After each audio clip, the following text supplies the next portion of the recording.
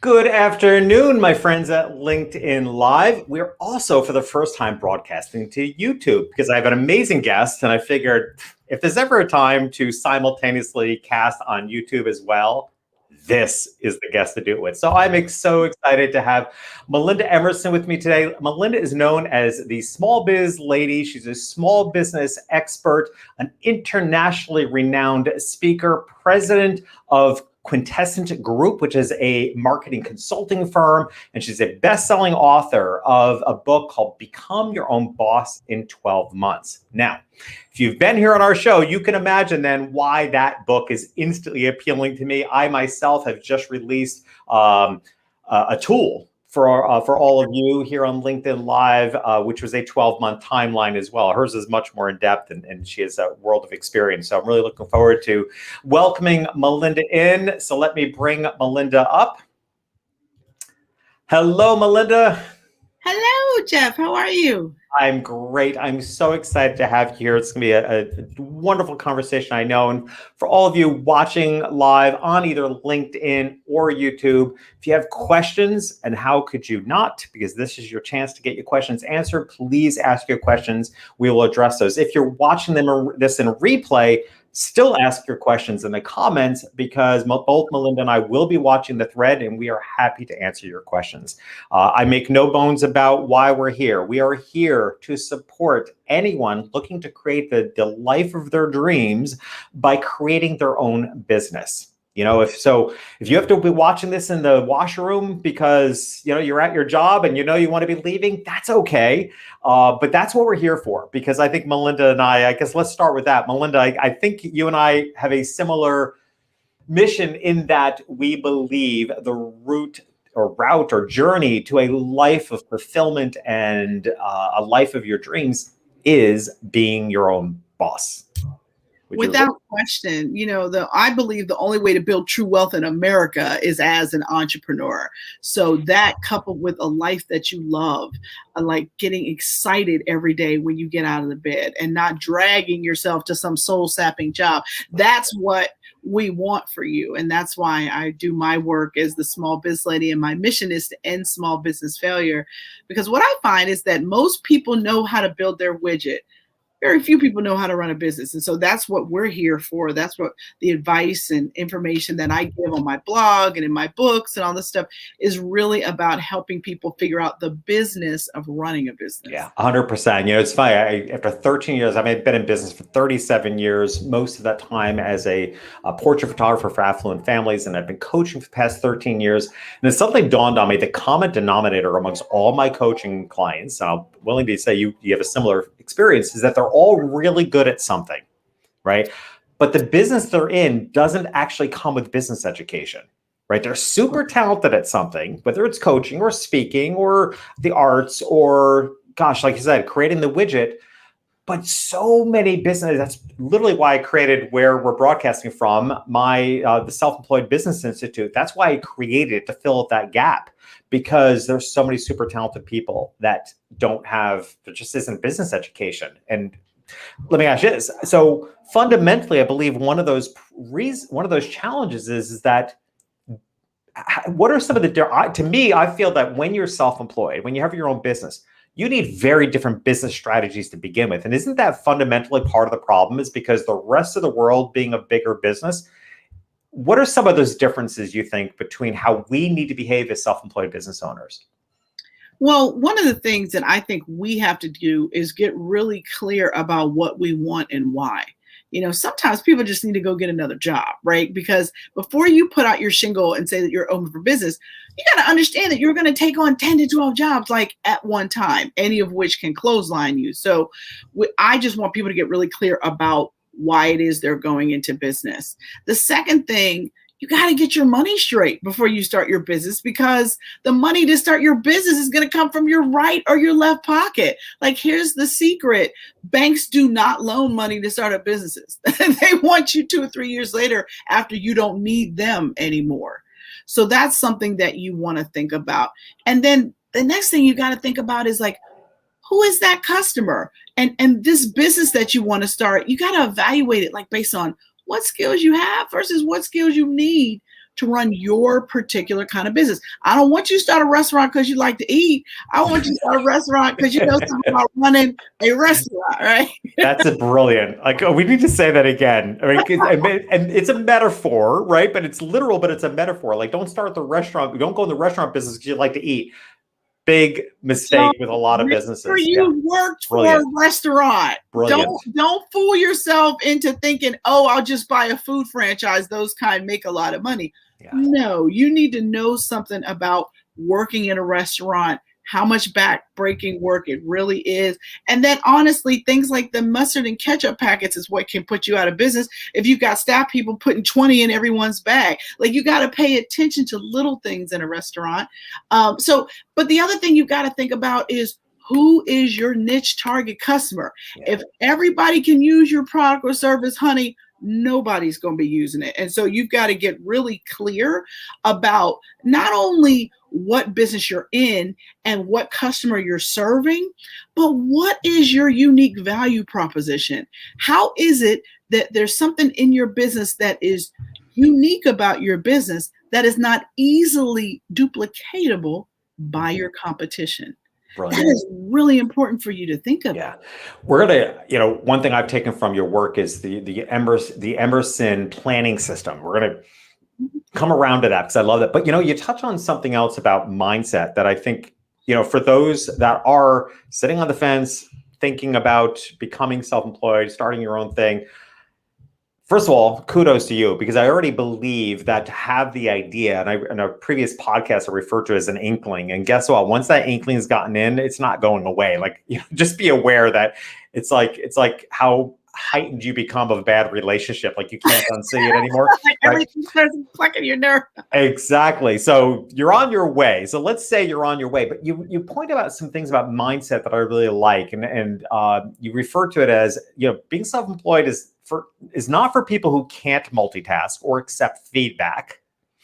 You also recommend that you have to be tenacious and like people. That, to me, by the way, is one of the fundamental differences, I believe, between who we need to be as a self-employed business owner versus big business. And it is that when you're self-employed, almost always your business is relationship-based, where the rest of the world is transaction-based. That right there is such an important distinction. So to your point, you have to like people, and you have to be a visionary, and you have to be willing to sacrifice. Let's talk about the sacrifice for a bit. And the sacrifice piece is important because sometimes as a business owner, you got to give out paychecks and you can't take one. Mm-hmm. And you can't be throwing paychecks at people. You know what I mean? You can't show people how stressed you are. That doesn't mean you hide what's going on in your business with your employees, because I don't believe in that. But you do have to have a sacrificial attitude, because you do have to make sure that you can make payroll. You should not hire people that you don't have some money set aside, at least 3 to 6 months of their salary set aside before you hire them. Because not paying payroll taxes, you can go to jail faster for that than not paying income taxes. So you got to kind of understand all these kinds of things. Yeah, but let's talk about sacrifice. To me, one of the biggest sacrifices you, viewing audience, may be making in your corporate job is you're making concessions on your life. It's one thing to make sacrifices in business, and what? I'm willing to bet 98% of the people watching this are willing to make the sacrifices. We're willing to do the hard work. And yes, there may be times that somebody else, you get someone else's paycheck before you do. To me, they pale in comparison to the sacrifices you're making to keep a job that doesn't make you happy because you need health insurance. Yeah. Right. So that's why I wanted to kind of hone in on the sacrifice piece there a little bit, because, you have to really, I think you have to reprioritize what the sacrifices might be. Why do you think, and I think this is so important for today, and I know you have opinions on this, Melinda, why is now the right time, perhaps the best time, if I dare say, to start a business? Well, it's been all over the news. We've got this thing called the Great Resignation going on, right? Sure. People are tired of being told where and how to work. But what I know is that the world is still waiting on a better mousetrap. And they will build a path to your door no matter where your door is. So people are still looking for solutions. People are still looking for great ideas. People are still looking for value. So that is why now is just as good a time of any to start a business, especially if you can leverage that business online through e-commerce. Let me tell you something. No matter what you sell, you better be selling online. And you've got to figure out how to do that, because I've seen statistics like by 2040, 95% of all purchases will take place online. So you got to work on that online infrastructure. Yeah, I just, for my podcast, The Self-Employed Life, I just interviewed, episode hasn't been released yet, so I won't say who, but I just interviewed someone about customer service. And one of the points that, or customer experience, I should say, there's a big difference between customer experience and customer service, but customer experience, and one of the points he makes is that there is no offline experience anymore, right? Whatever you think is happening offline, somebody else is capturing with a cell phone, right? And it's ending up online. So similarly, there will be no business offline. All business is going to be online. I also think, for me, the why now, a big part of that, to your point about the Great Resignation, is that I'm not a teenager anymore. And I don't think I've ever seen a time in my entire life where people are reevaluating their life, their career choices, how they live, how the time they spend. I don't think I've ever seen a time where people are reevaluating life more than right now. Is that a driver? I mean, to me, I don't know what could be a greater driver than creating the life of your dreams. Well, I think the pandemic did that to a lot of people. I think trapped in the house, with your kids or without anyone, made everyone figure out. I mean, there's been more marriages in the last 6 months than there have been probably in the last 6 years, because people were like, you know what? No need to waste time. These long engagements, all this stuff, they're not doing that. Everyone has decided to leap because everyone has suffered so much loss. Yeah. Right. Yeah. And so that, I think that has made everybody evaluate everything. Like some people, it was the first time they actually spent time with their kids in years. Correct. That's I've seen that big impact on the speaking industry. People that were used to being on the road 3 weeks a month are now saying, hey, I actually like this person I married and these kids that I birthed. Now I want to be home a little bit more. So there's, to your point, I'm so excited about the future. And I truly believe, and I know it's very a global perspective, but I really believe that the more self-employed business owners there are in the world, the better the world will be. Because I think what the result of that is going to be a little less boxed in structure. Boxed in structure about people and hours that we work. I think, there's going to be just this more holistic way of living that corporate world has kind of tried to make us believe that we don't need. And they've tried forcing us to silo off our life like departments in the company. And I think people are suffering with that. So let's talk about two things. One, your 12-month plan, right? Become your own boss in 12 months. And again, one of the things that stood out to me when I came across your work was that I had literally just released my own version after interviewing a lot of people. I released my own version of what I call SelfEmployed Ready, which you can get at SelfEmployedReady.com, which is a 12-month timeline to leave your corporate job. Because the people I coach, this is something they always like, what do I do? What do I do? So how did that come about for you is one question. Second part of the question is why 12 months? I agree with you on that. But then the question always comes up, what if you don't have 12 months? Like what if you've been laid off? What if you're looking at leaving in 3 months? So if you can address all that. No small. Well, so I created the Emerson planning system actually all the way back in 2005, 2006. Wow. And the reason why is because I was, doing very well in my business. My husband at the time was able to quit his full-time job at GE and join the business. We had, 9 or 10 employees, another 10 freelancers. I mean, we were really doing well. And then all of a sudden at 32 years old, I got pregnant with my son and ended up on bed rest for 6 months. Wow. And back then, and you'll appreciate this, Jeff, back then Wi-Fi was not in people's houses the way it is now. Yeah. So when I got got sent home and told, hey, your number one priority is now getting this baby here, it was like somebody shut the lights off in my business, because I was the number one rainmaker in my business. So when I wasn't there, nobody was making rain. Everybody was, and I realized all the expensive mistakes I had made in my business. The number one mistake being I built a business that couldn't run without me. Mm-hmm.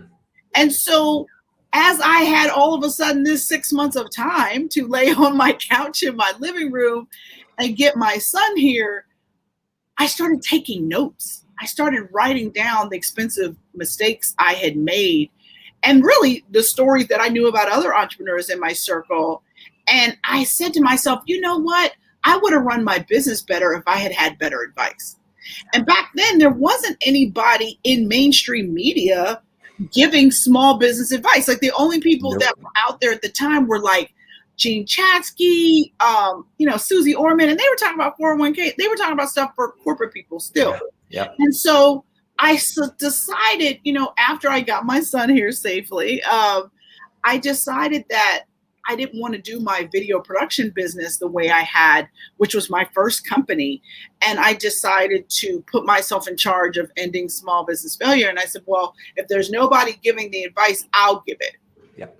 And so in doing so, the first thing I did was think through the right way to transition from corporate to small business ownership. And that was the first thing I figured out, was the Emerson planning system. And that's really my 6-step system to help people transition from business, from working every day for someone else to working for themselves. So we're going to go through that, but you just said something that's so important, because you and I both know that often it's the mindset, it's the person's way of thinking that you need to shift first, right? So that they can absorb a system. It's really the foundation of my entire philosophy around the work that I do. My book, The SelfEmployed Life, came out in May, and it really it's a lot of coaching.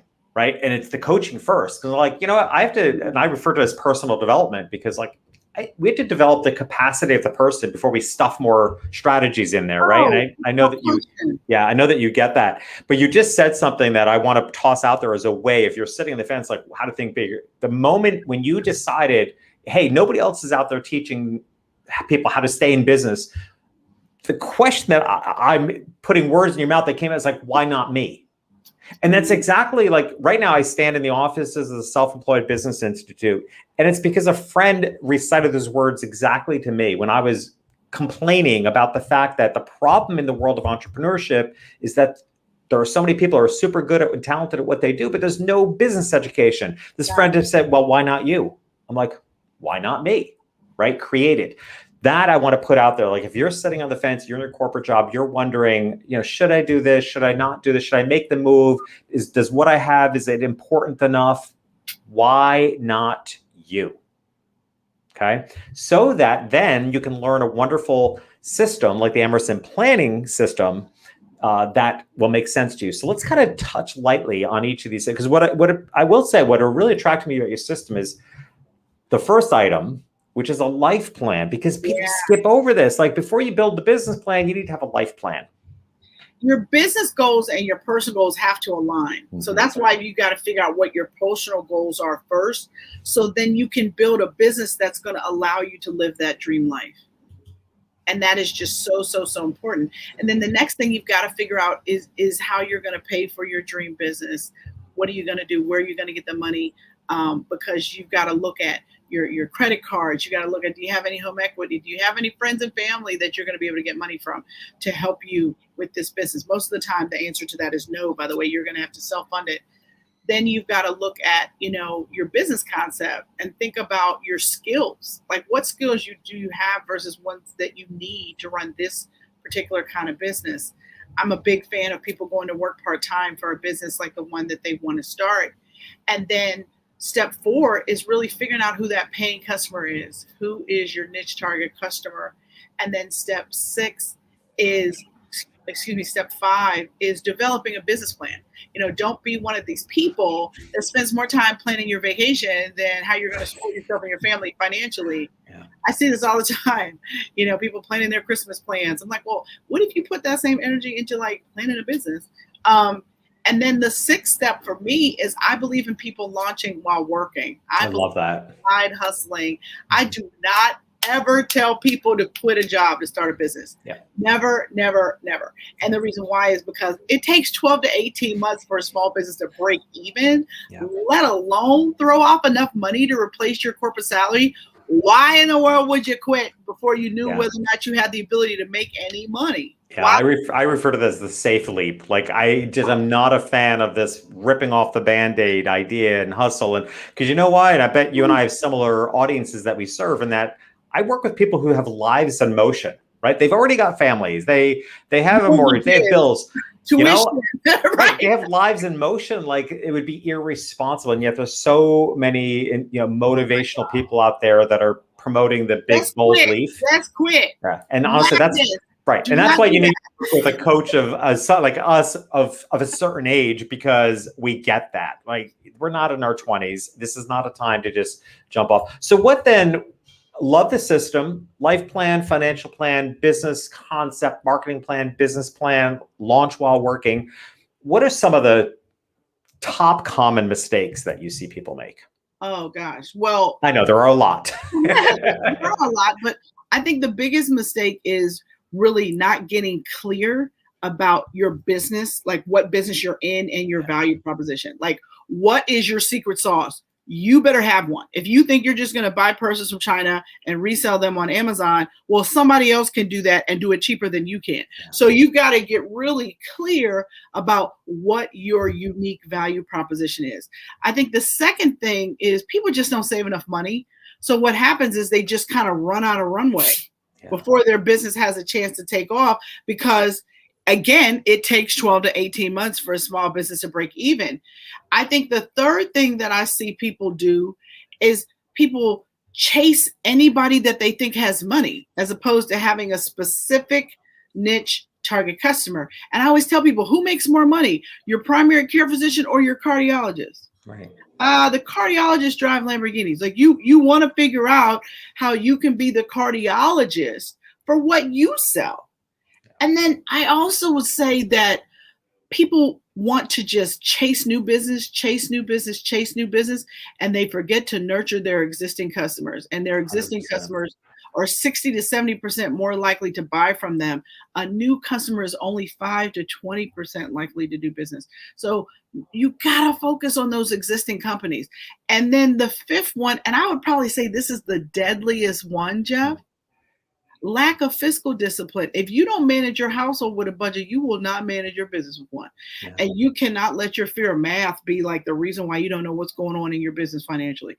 You got to know how much margin is in every sale. You have to understand how much it costs you a month to get a customer, close a customer. How much does it cost you to operate your business every month? Like, these are numbers you should know off the top of your head, like nothing. And if you don't know them, hire an accountant and bookkeeper, someone to help you.